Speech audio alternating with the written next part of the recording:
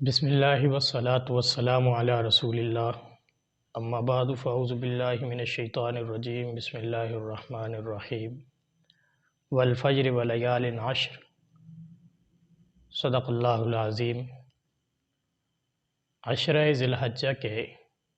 فضائل و مناقب قرآن و سنت میں کثرت کے ساتھ بیان ہوئے، اور اس مہینوں کو بالخصوص اس کے پہلے عشرے کو قرآن و سنت کی روح سے بڑی اہمیت اور فضیلت حاصل ہے۔ اللہ رب العزت سورہ فجر میں فرماتے ہیں والفجر، قسم ہے فجر کی، ولیال عشر، قسم ہے 10 راتوں کی۔ حضرت سیدنا عبداللہ بن عباس رضی اللہ تعالیٰ عنہما فرماتے ہیں کہ ولیال عشر، ان 10 راتوں سے مراد عشرہ ذی الحج کی 10 راتیں ہیں۔ اسی طرح سورہ حج کے اندر اللہ تبارک و تعالیٰ نے فرمایا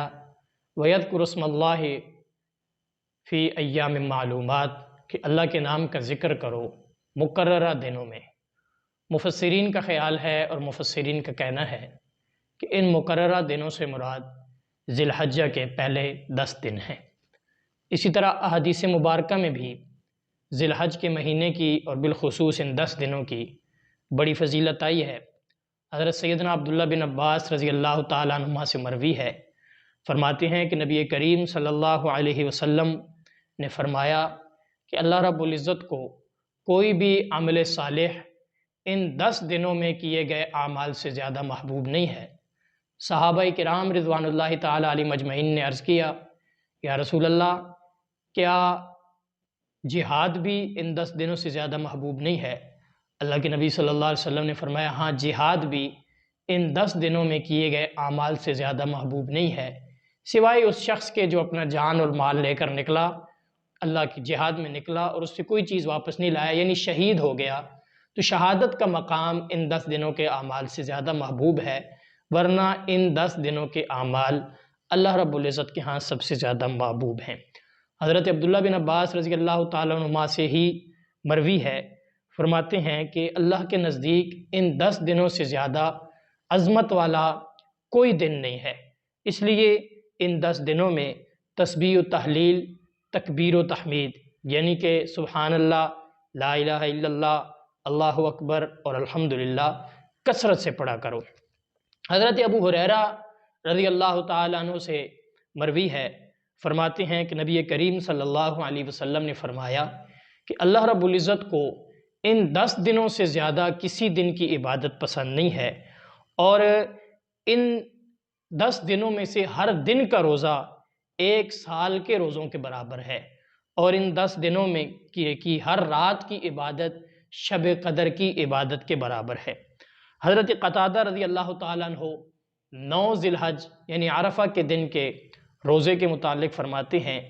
کہ 9 ذی الحج کا روزہ، اللہ کے نبی صلی اللہ علیہ وسلم نے فرمایا کہ جس نے 9 ذی الحج کا روزہ رکھا،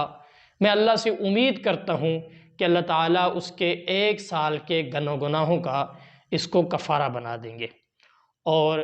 یہ جو عیدین کی راتیں ہیں، بالخصوص عید الاضحیٰ کی رات، عید الفطر کی رات بھی بڑی فضیلت کی حامل ہے۔ حضرت ابو امامہ رضی اللہ تعالیٰ عنہ سے مروی ہے کہ نبی کریم صلی اللہ علیہ وسلم نے فرمایا جس نے عیدین کی 2 راتوں یعنی عیدین کی راتوں، عید الفطر کی رات جسے لیلۃ الجائزہ کہتے ہیں، اور عید الاضحیٰ کی رات کو زندہ کر لیا، اللہ رب العزت اس کے دل کو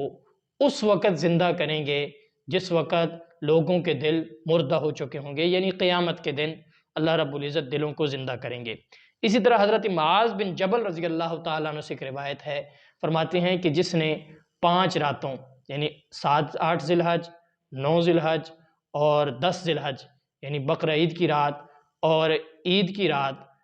عید الفطر کی رات، اور اسی طرح 15 شعبان المعظم کی رات کو زندہ کر لیا، اس پر جنت واجب ہو جائے گی۔ اللہ رب العزت اس مہینے کی قدر و قیمت کو سمجھنے اور دین متین کو سمجھ کر اس پر عمل پیرا ہونے کی توفیق